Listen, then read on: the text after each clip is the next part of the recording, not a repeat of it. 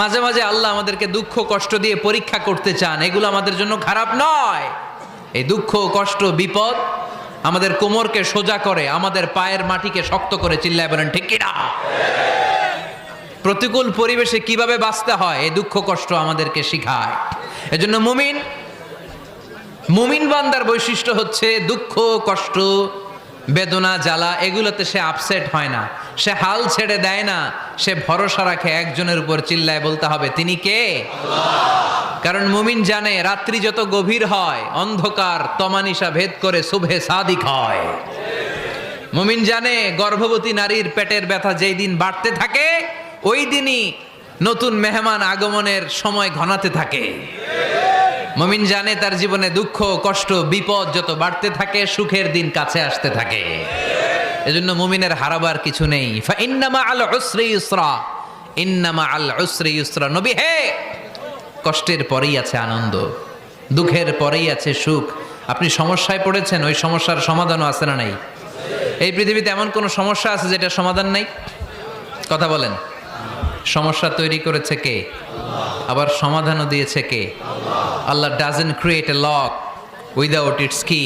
আল্লাহ কখনো চাবি না বানাইয়া ওইটার তালা বানায় নাই। কথা কন। তালাও যেহেতু আছে ওই তালার চাবিও বানিয়েছে কে? মা আনজালাল্লাহু দাআন ইল্লা আনজালাল্লাহু লাহু শিফা।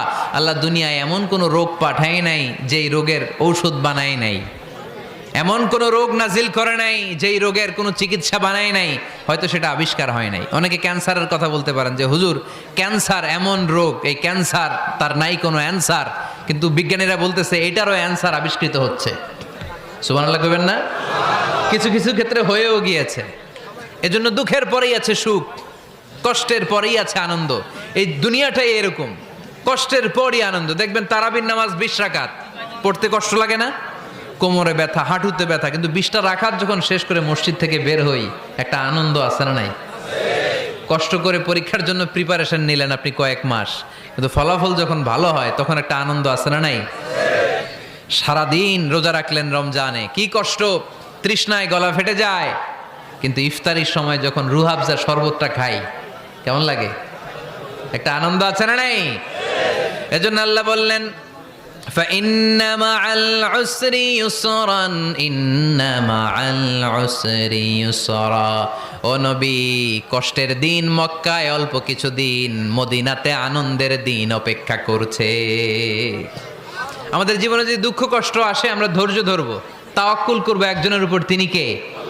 কারণ আমরা বিশ্বাস করি কষ্টের দিন এটা চিরকালের জন্য নয়, সামনে আনন্দের দিন আমাদের জন্য সেট করে রেখেছে কে? তাহলে আমরা সূরাতুল ইনশিরাহ থেকে 3টা নেয়ামতের বর্ণনা শুনলাম, বিশ্বনবীকে কি সান্ত্বনা দেয়া হলো সেটা শুনলাম। এবার 2টা গাইডলাইন শুনে তাফসীর আমরা শেষ করব। শুনতেছেন? কষ্ট হচ্ছে?